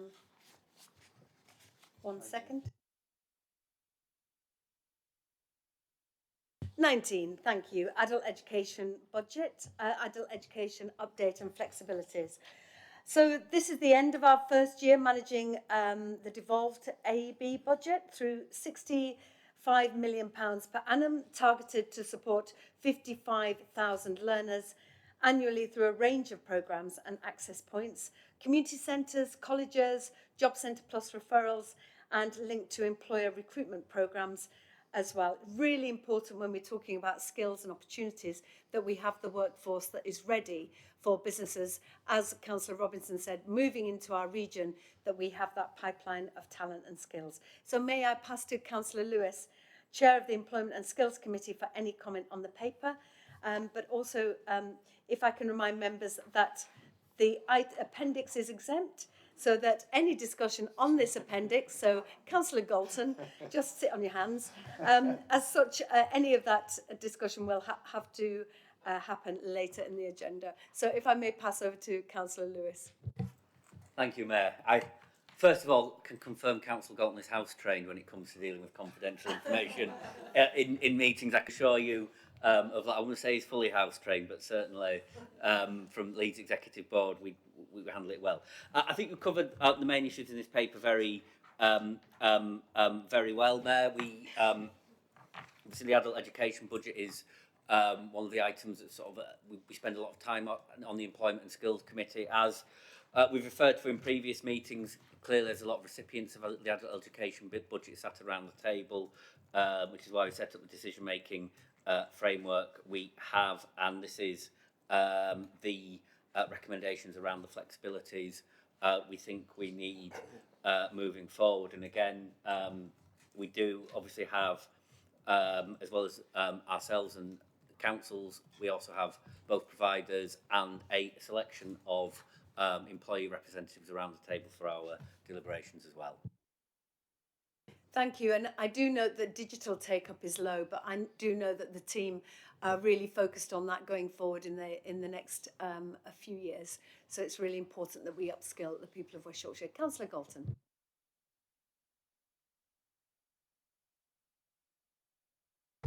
Sorry, I want to welcome the waiving of the 3-year UK residency status for full funding and the providing full funding for eligible asylum seekers. If we are talking about being responsive to business needs, there is a serious skills shortage in this country, and we shouldn't be cutting off our nose to spite our face when we have willing learners out there that want to fulfil an active participation in our West Yorkshire economy, and that's a very positive step forward, so I welcome it. Good to hear, thank you. Councillor Robinson. Thank you, Matt. On the second page of this report, it identifies that responsiveness funds have been targeted to support the recruitment of West Yorkshire bus drivers. How's that going? Councillor Lewis? I know that we were responding to specifically the need for drivers when bus companies were saying to us, we can't run our services because we don't have the drivers. So I know that it is underway. So if I may just thank you for moving to the table so we can record your comments. Thank you. And over to you, Michelle. Okay. Well, hopefully I was picked up without a mic. I don't normally need. But yeah, we have got adult education budget providers that are delivering training for people that want to retrain as bus drivers.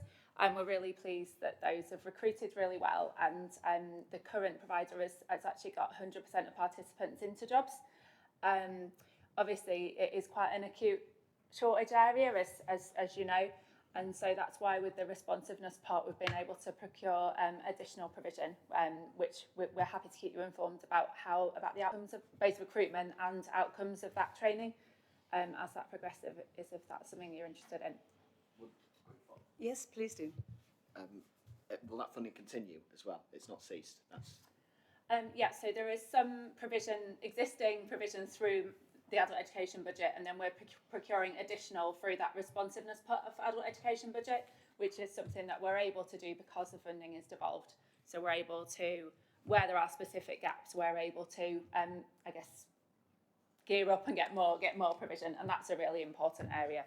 We've been able to do that. And it's another example of us being responsive to market need, and that devolution has brought us that opportunity to really see a gap and then try and fill as swiftly as possible. Thank you. Yes, Councillor Poulsen. Yes, just want to, I'm sure we all really support the flexibilities that are being amended in this funding. Very much welcome that.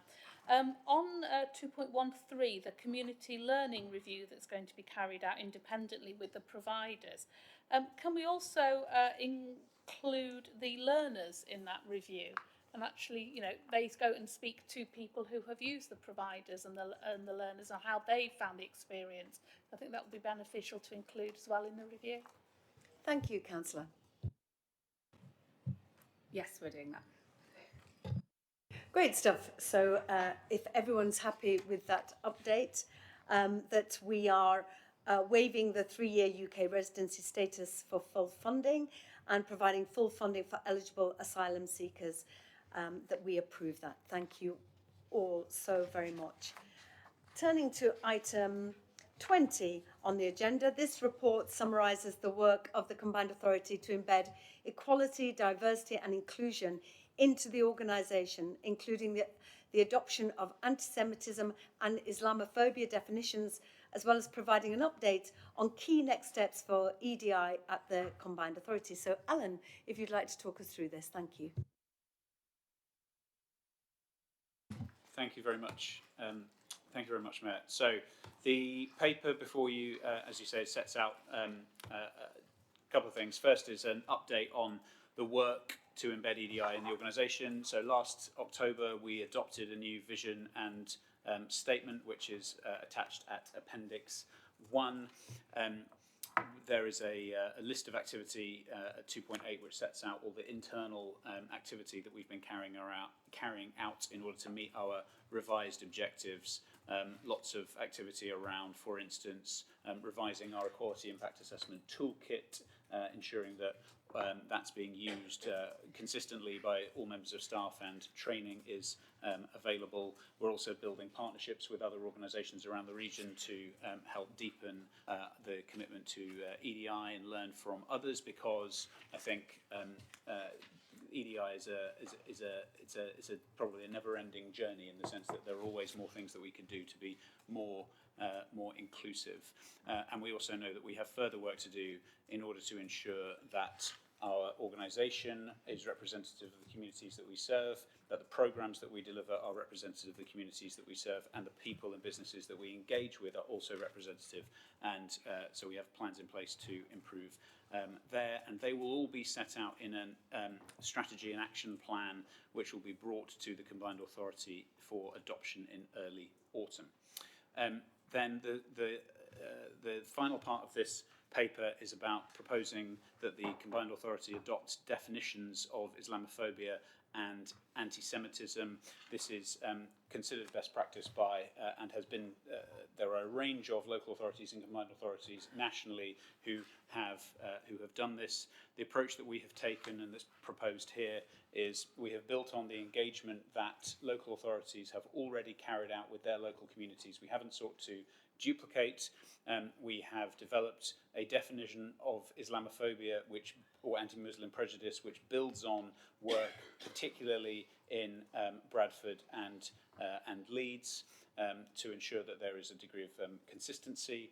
And then in terms of anti-Semitism, we are proposing to adopt the International Holocaust Remembrance Alliance's definition with examples, and the with examples point is important. And so the intention would be, subject to the Combined Authority's approval of this, we would publish this on the website, communicate with stakeholders and internally, and welcome views and questions. Thank you. Thank you, Alan. And if I can thank everybody who's got us to this point, because it's been lots of consultations across the whole of the region with different councils and community groups and so on. So thank you. And I'm also really pleased to see that both definitions come to the Combined Authority on the same day. It's great to see that the work that's been done. Are we all happy to adopt the EDI progress and embed the EDI, that golden thread that is running through the Combined Authority? Thank you very much, everyone. Okay, moving on to item 21, organisational evolution. This sets out the proposed next steps for the CA's operating model and changes to ensure that we move from process to outcomes and delivery. So, Ben. Thank you, Chair. So this paper is very much the opening of a series of papers about the Combined Authority's change programme and need for a change programme. This paper sets out the rationale for the changes that we're looking to implement, and then is seeking some specific endorsements for change. But it's a precursor to more detailed papers that will follow. I won't go through it in detail given the time and that we have to return to the Shared Prosperity Fund item. But in short, the paper sets out the history and the context in which these changes are being made, from the Combined Authority being set up in 2014, having a staff complement of about 300 people at that point, to where it is now at closer to 700. It talks through the change programme we went through in 2016-17 to focus the organisation on being a single organisation from the component parts that comprised it. Its focus on delivery and delivering large-scale capital and revenue programmes. And it then talks about the increase in the breadth of activities that have arisen since that point. Most significant of which, of course, was both the coming together of the work to turn from a combined authority to a mayoral combined authority, which involved a significant amount of preparatory work, which involved organisational change, such as the creation of the Mayor's Office, enhanced casework correspondence functionality, etc. And then the work that's happened since the election of the Mayor, which also coincided with the government's move towards longer term and competitive bidding processes that have resulted in the topics that we've been talking about today, such as the CRSTS programme and the larger capital programmes. So the breadth of activities for the organisation has increased. We've also been through a programme with the 5 West Yorkshire authorities, looking at the depths and strengths of our partnership and how we can improve that and increase our working going forward. We already have a strong partnership, but there's always room to look and build about how we can make that more effective and efficient. And the same goes for the private sector as well, as we've been through, as earlier papers have shown, a significant programme of change with the local enterprise partnership, but none of which is about diminishing in any way, but indeed strengthening that relationship with the private sector. What does all that mean? It meant that we wanted to get ahead of this, and we identified the need to get an independent review done of the way that the organisation is structured, its capacity, and look at what changes we would need to make. When considering organisational change, the element here that people often alight on is the structural side, and indeed this paper is seeking some endorsement for some structural changes, but it is really important to see this change in the context of, I guess, three pillars of change that the paper sets out. One is around vision and mission, and without a doubt the organisation's vision and mission changes as a result of having a directly elected mayor and a wider breadth of activities, including the incorporation of police and crime and the violence reduction units as well into the organisation. So there's real opportunity to look again at the vision and the mission of the organisation. Secondly, around cultures and behaviours, as I've said, partnership working is all about the right culture and exhibiting through the right behaviours. And we have had a set of values in the organisation at the office for the officers that have existed for some years, and we're keen to look at whether some of the underpinning behaviours for those values need to be updated, and there's work underway to look at that. And then there's the operating model of the organisation itself, how it works. And that's really the purpose of this paper, to explain some of the changes we want to make in that space. So the paper talks through the switch really from the current structure that we have in the organisation, which is essentially organised around profession, and you'll see that in the way that directors present reports to the Combined Authority, and move that to one that is more based on outcome, which is more equivalent to, say, our local authority partner organisations and other larger organisations that organise themselves around the outcomes that they're trying to achieve for their customers, in our case, for the people and the businesses of West Yorkshire. So in short, the propositions in the paper are to restructure ourselves around a set of outcomes that reflect the committee structure, the subcommittee structure of the Combined Authority, with a clear accountability between individual directors and the outcomes that the committee is trying to achieve. And then alongside that, to develop and strengthen the operational core of the organisation, which is integral in the delivery of our projects and programmes, because that is where our legal, our procurement, our ICT capacity sits. And alongside that, to empower those directors to be able to take decisions with more autonomy, so that we increase the operational bandwidth of the organisation, which in turn requires a structural change so that, in short, not all the directors need to report to me, and that we create that more flexible and more empowered decision-making structure from the officer body operating within the delegations set by this Combined Authority.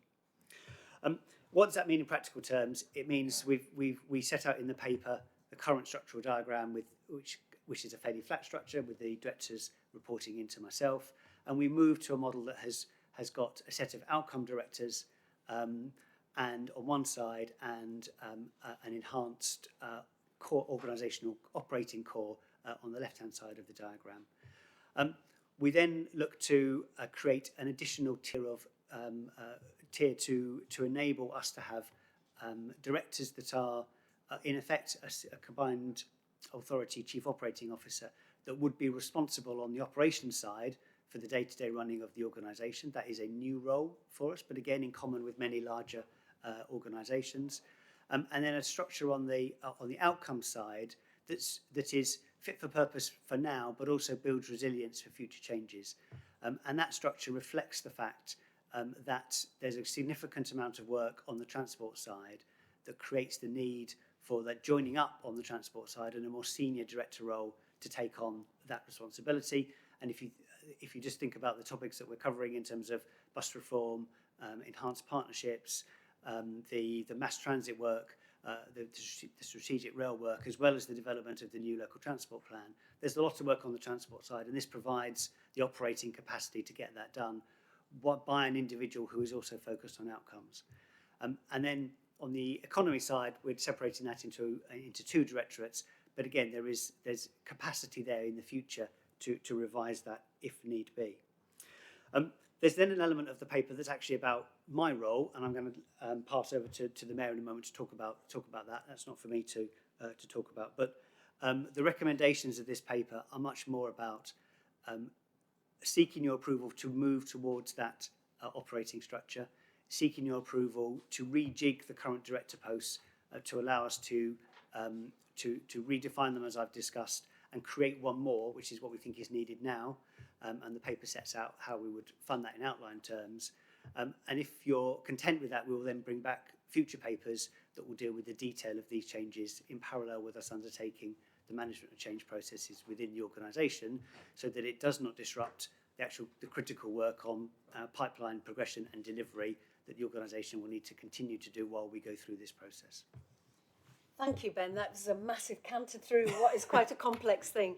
But I'm really focused on the change programme enabling us to have more profound outcomes at speed, with greater delegations to empower our colleagues to make changes. But I also, as Ben has mentioned, that I need to highlight the proposal to change the title of the Managing Director to Chief Executive to reflect the changes in responsibility and obviously more government-facing expectations of the role. And I'm hoping that that will be adopted. So, Councillor Lewis. Thanks. A question for Ben. Sorry, it's a bit of a pub quiz question. You might not know the answer to. I mean, you reflected on the changes that happened from 2014 to the present day in terms of the organisational size. Could you sort of just update us on, in terms of the amount of money that's actually being spent, both in terms of revenue and also the capital programme that's being delivered, how that's changed over that period, please? I can. It is a pub quiz question, isn't it? And the short of it is that our capital programmes have doubled over the last 5 years. I don't have the exact figures, but we've doubled to something like £280 million for the capital programme for this year. The revenue programme on the transport side and collected through the levy has remained fairly constant, but the devolution deal brought in the topic that you've just been discussing about adult education, which has significantly increased the revenue budget to about the same amount. So it means that broadly our overall budget from 2014 and 15 to 2022-23 has about doubled, and we're now at about just over, I think it's about £580 million a year. The staff numbers have not increased commensurately with that, but we have increased, as I said, to nearly 700 people by the end of this year. Thank you. Thank you. That's a really good pub quiz question. Anybody would like to comment on? Yes, Councillor Pulse. Thank you, Mayor. I think often we can have criticism when we're wanting to add in extra layers of management into an organisation. But as Ben has highlighted, it is a very different organisation to what it was a number of years ago. And obviously the figures we've just had have increased substantially. I think what is positive is they're looking at the directorates being more sort of target-driven delivery, and that will be a measurable going forward, obviously on the performance. And we need to deliver value for money. It is taxpayers' money at the end of the day that we are spending and allocating. Just one piece of clarification on the financial implications. Obviously, you say at the moment this is an initial paper, and that the cost isn't expected to exceed 250,000. The cost of that, would that cost include the work Deloitte have done on this, or is this purely the cost of the new roles that are coming into the organisation? That cost is the cost of the new roles, because it's about the future budget implications. The Deloitte work that's been funded has been in the small tens of thousands, so it's been a relatively short and sharp piece of work. However, one of the things that we will be bringing to a future paper is the need for some additional strategic support to help us make these changes at pace. Because, as I said, what we don't want to do is to have a long, drawn-out process that begins to impact on the ability of the organisation to continue its delivery. So there will be further external support to help us through that process and make it as expedient as possible. Thank you for that question. Thank you, Ben. I'm mindful that we need to discuss item 17, and we have a relatively short amount of time left. Councillor Robinson. I'll be brief with that in mind then, Chair. So I understand exactly the reason for the structural change. It's confirmation from Ben about the culture of the organisation as well, but this is about empowering the workforce to be able to deliver more, and to make it an organisation which is appealing in terms of recruitment as well. And for the benefit of our friends in the press, to make this concise, is it fair to say that the combined authority's never had so much money, so this is about ensuring it's good governance, accountability, and that the organisation's fit for purpose. In short, yes. I would argue that the organisation has already got good accountability, good transparency, and we put a lot of emphasis into making sure that that's the case. And you've seen that through the AGM papers that Caroline presented earlier. The focus here is about on ensuring that culture then translates into a stronger focus on outcomes and that clear accountability of outcomes through individual directors who are empowered, as you said, to do the whole process. So that, take the example of adult skills that you've been discussing earlier, that one director will be accountable for the overall work in terms of encouraging and improving adult skills, through all parts of that, from policy to pipeline development to delivery and to monitoring and evaluation. And if it's of any use at all, we've had a substantial increase in the amount of young people applying for roles in the CA, which is always good, isn't it? Young talent coming into an organisation. So if we're all happy to approve and move on, I'd be grateful regarding time. Thank you. So let's move on to item 17. We will discuss in public, and then Ian will tell me how we turn off the private, the filming, and we will go to private, and then we will come back to public. So if I may ask members of the public, please to leave the room. Thank you. Oh, sorry, apologies. No, it's the other way around. Please take a seat and relax, because we will be doing that in a moment. So let's move on to SPF. Item 17, the Shared Prosperity Fund. And if I could go to Alan, thank you. Oops, speaker on. Right, thanks, Mayor. So this report summarises the scope of the UK Shared Prosperity Fund and asks for endorsement of the draft implementation plan for Multiply, which is the first programme that's part of the UK SPF.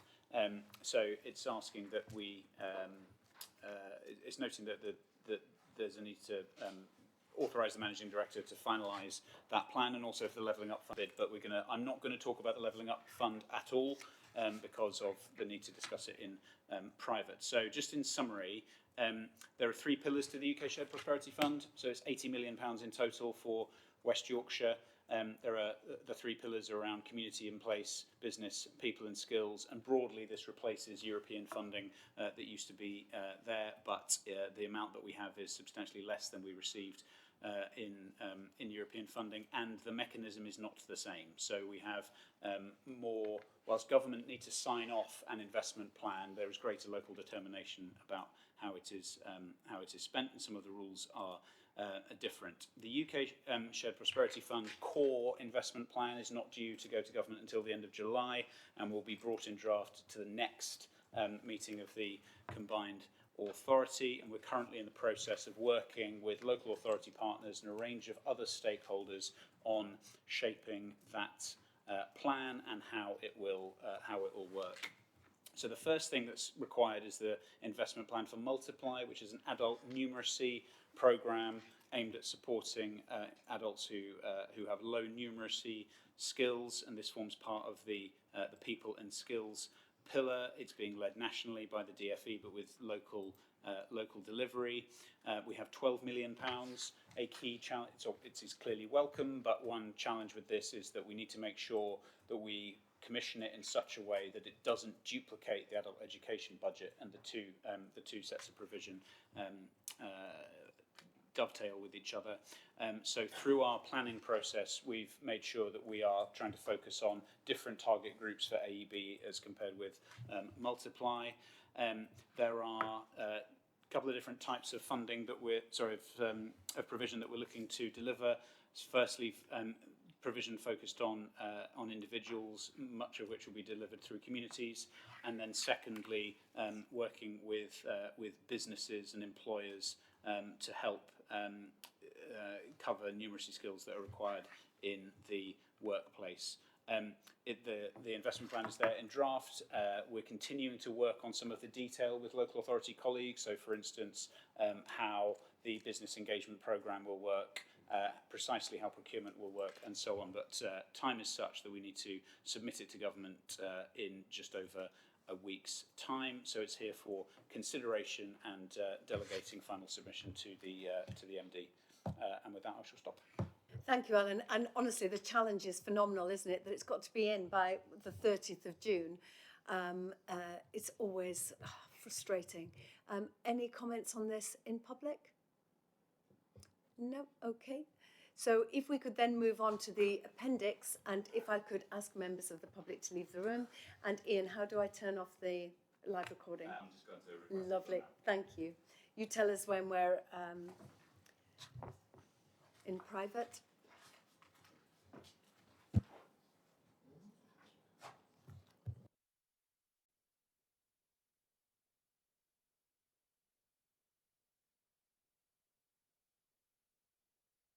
Great stuff. Welcome back to the viewers. We are now back in session. Are we happy to take to have agreement on these recommendations set out in the submitted report? We are. By all accounts, lovely. Thank you so much. We've slightly overrun, but just finally, minutes for information on item 22. Thank you all for your contributions, and the next meeting is July the 22nd. And thank you, and see you next time.